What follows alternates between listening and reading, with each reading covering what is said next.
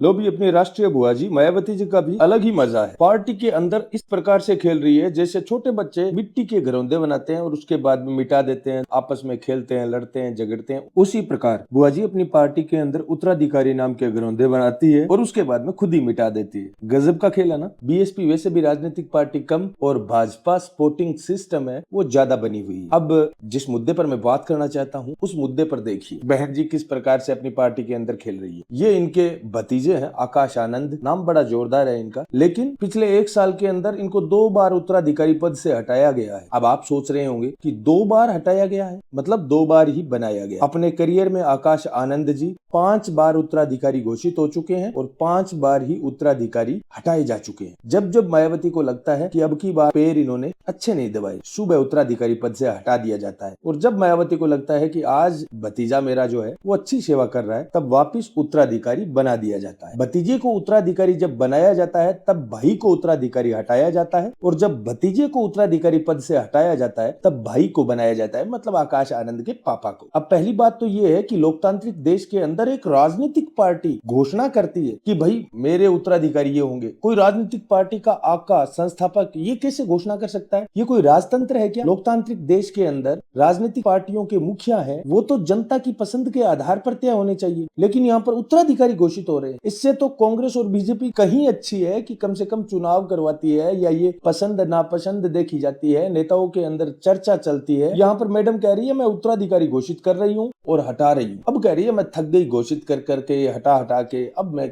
आजीवन है वो कोई उत्तराधिकारी घोषित नहीं करूंगी। मैं बुआ जी को कहना चाहूंगा, बुआ जी आपके उत्तराधिकारी घोषित करने से क्या होता है, आप जब चले जाओगे ना, विदा हो जाओगे इस संसार से, अपने आप आपका काम है आपके परिवार वाले ही संभालेंगे, किसी और को नहीं संभालने देंगे। आप चाहे उत्तराधिकारी किसी और को बना दो, आई ना बात समझ में। इस संसार में जब तक आप हो ना तब तक ये खेल खिलौने खेल सकते हो कि मेरा उत्तराधिकारी ये होगा वो होगा। आपके घोषणा करने से, वैसे तो लोकतांत्रिक देश के अंदर ये उत्तराधिकारी का खेल तो राजतंत्र, राजा महाराजा अपने बेटों को चुनते थे उत्तराधिकारी। आपके चुनने से क्या होगा? जनता जिसको चाहेगी ना उसको सर माथे पर बिठा लेगी और जनता जिसको चाहेगी उसको पटक देगी। वैसे भी आपको पता है दलितों की लड़ाई के तौर पर या दलितों के हक और अधिकार की संघर्ष के तौर पर बीएसपी की पहचान थी। बीएसपी का गठन हुआ था, बीएसपी सरकार तक गई, उत्तर प्रदेश में हाथी हाथी बना दिए बहन ने। बहन तो क्या बुआ जी कहे इनको। आजकल वास्तव में दलितों की लड़ाई अगर कोई लड़ रहा है तो वो चंद्रशेखर रावण है। वो जम्मू कश्मीर से लेकर जालोर तक और कन्याकुमारी से लेकर मणिपुर तक जहां पर भी दलितों को, पिछड़ों को अपने हक और अधिकार पर कुठाराघात की आशंका होती है, वहां पर रावण को बुलाया जाता है और बाकायदा चंद्रशेखर आजाद वहां पर जाते हैं। उनके सामर्थ्य अनुसार वो आवाज भी उठाते हैं। हाँ ठीक है, हो सकता है उनकी भी कोई महत्वाकांक्षा हो, वो भी कोई पार्टी के प्रोजेक्टेड नेता हो सकते हैं, लेकिन कम से कम